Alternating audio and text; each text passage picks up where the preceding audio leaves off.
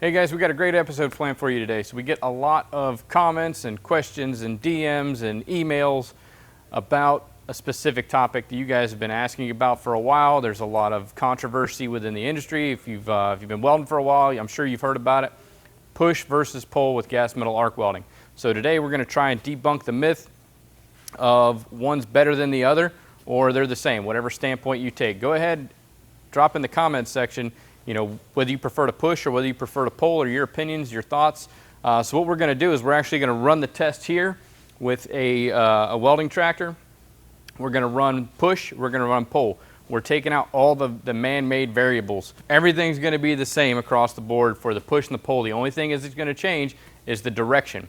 So we're running the ESOB 285 EMP. We're going to run 550 inches per minute on the wire feed speed.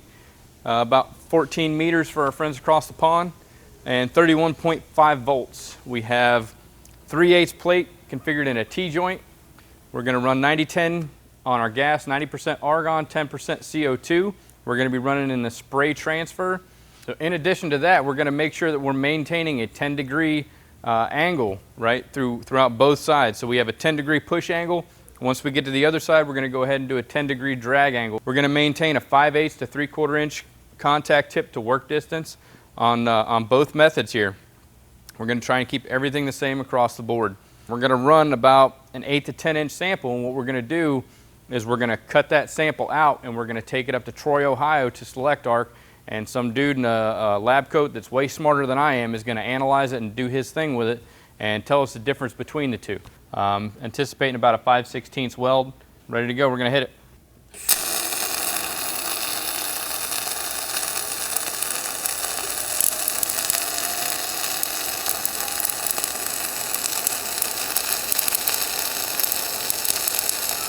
It's looking good so far. Everything's going really well. You can hear that hiss of that pulse spray. That's exactly what you want to hear. Got a little bit of crackle to it, but not bad. It's running pretty smooth.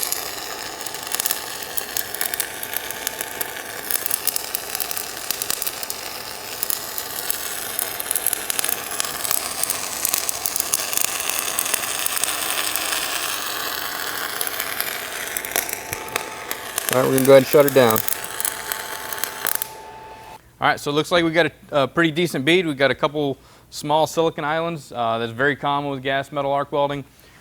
Silicon islands are basically just caused by the CO2 interacting with the silicon and manganese in the wire, as well as the iron, and the iron that's on the parent base metal. Whenever that stuff hits an open oxygen source, you kind of form those little silicon islands. So it's not a big deal, very common.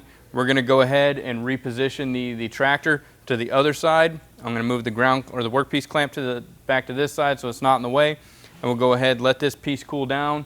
Once we get to that temperature, we'll go ahead and repeat the test in the opposite direction so that we have a drag angle. All right guys, so we're 82 degrees Fahrenheit, which is about the same as where we started on the other side. The only thing that we're changing now is the direction of travel. So we have the same contact tip to work distance, same travel angle. Same work angle, everything is going to be the same. 27 inches per minute on the travel speed. We're still at 550 inches a minute and 31.5 volts. Same 90-10 gas, same cubic feet per hour on the flow. The only thing we're changing is the direction of the travel. So let's go ahead and get started, and then we'll find out if there's any difference at all.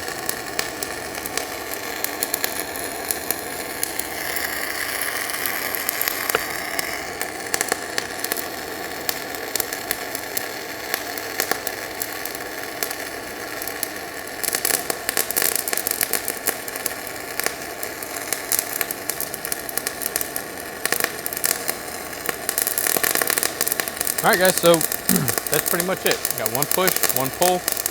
The major difference I noticed on this is just looking at the surface of the weld once it's done, because the shielding gas is kind of trailing the puddle and not leading the puddle. I've got a lot more haze over top of that, so we'll see if that makes a big difference or not. I know with MIG welding on aluminum, if you push that down the line because the shielding gas is ahead of the puddle, you get a much cleaner weld. Typically if you drag, you're going to get that black soot. So very similar things going on here.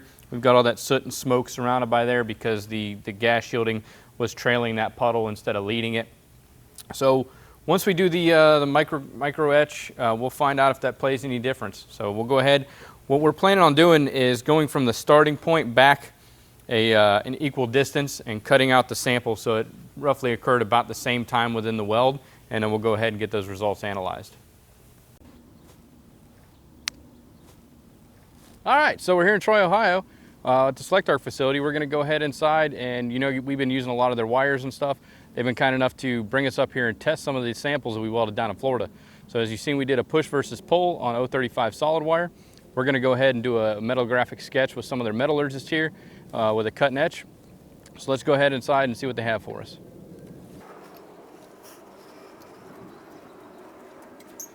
Rumor has it they have a robotic cell, so maybe we'll do some additional testing while we're here. All right guys, so we're up here at the Select Arc facility. We dropped our coupons off to Ben over here, and he made us these neat little samples that we can actually do a better metallographic sketch on there, or etch metallographic sample. So Ben, why don't you kind of tell us how we got from this point right here down to one of these? Yeah, no problem. So when we're looking at the microstructure of something, we're not here, we're looking at the macro. But typically, if we're looking at the microstructure of something, we're going to section it using a wet saw. You don't really want to add any heat to the plate to affect any of the microstructure results that you're going to see. So we sectioned it on a wet saw. We took it over and we mounted it in this 2-part epoxy. This is a cold mount material here. It's a 2-inch mount. We then put it over to the polisher, polished it up in successively finer grits, got to the polishing step, and then you get a mirror finish. You can do your hair, your teeth, whatever you want into it. And then you throw an acid etch on it. We used a 2% nitrile on this, and it is how you see here. And it's pretty clean. What abrasives do you guys use on this? I mean, as far as like what grit? Yeah, we start off, I think, with an 80 grit, and we then go to a 220, and then the polishing, we go to a diamond polish, we go to 9 micron, 6 micron, 3 micron, and then we take it down to the final step, which would be like a 0.05 micron. So, okay. Yep, when you get done with it, as I said, it's a mirror finish, and it looks really good. And that's kind of what you're looking for when you do this, is to have a mirror finish. It's better than just, you know, just clean the area up. Yeah, so with these, there's some things we did in between each step. You kind of got these two surfaces. Yeah, so basically we have this tight joint here. There were some steps we had to do in between. Each successfully finer grit, like I said. There are some places where it could get trapped, the grit. So between each step, we put it in a sonicator. You know, it gets all that grit and trapped out. So when you put it on that next step, there's not going to be any coarse scratches from the last step. Right. You said you guys usually mill your plates square because typically with hot rolled steel, we got that nice rolled edge over there when we're making that T-joint. Stuff can get trapped in there. So I noticed when you put it on the screen, it's probably that stuff on the inside there in between the two pieces of material. That's probably just abrasives. This could be abrasive trapped in there, but also it's just a rounded edge because, like I said, we do mill the plates just so there is no question of lack of penetration or slag entrapment or anything like that. You have a flat edge where the two pieces meet together nicely. This could be misleading if a novice, I guess, is looking at this, that they would see a gap or something in there. But there is penetration, so you don't have to worry about that on these samples. So I mean, overall, that's a pretty decent weld, and I believe that's our push sample. So let's go ahead and take a look at the pull.